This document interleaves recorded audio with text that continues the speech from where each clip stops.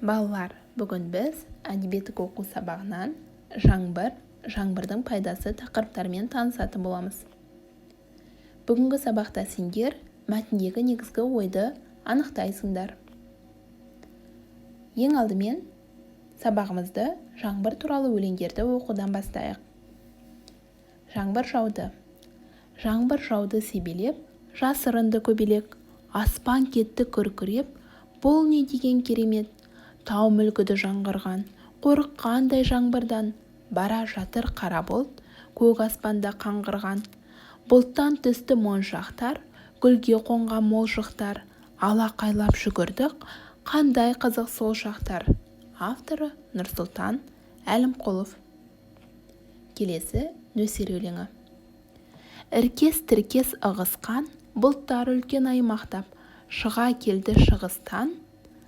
Ақ тайлақтай ойнақтап, түйіліп кеп қабағы, қаптап алды аспанды, сатырлатып даланы, аппақ нөсер басталды.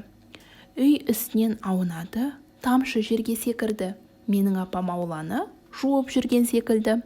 Су дегенің шүмектеп, сорғалайды тамшылап, шыбағатты біз ерткеп, шауып кеттік қамшылап.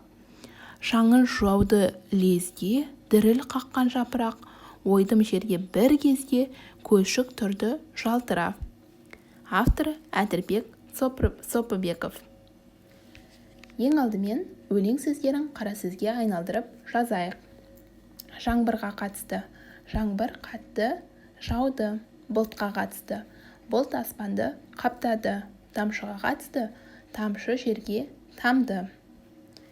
Қазір оқулығымыздың 95-ші бетіндегі Жәнібек Карбозиннің «Ақ жаңбыр» мәтінімен танысып оқып шығайық. Енді сендерге тапсырма. Сұрақтарға жауап жаз. Бірінші сұрақ – мәтіннің авторы. Екінші сұрақ – мәтіннің атауы.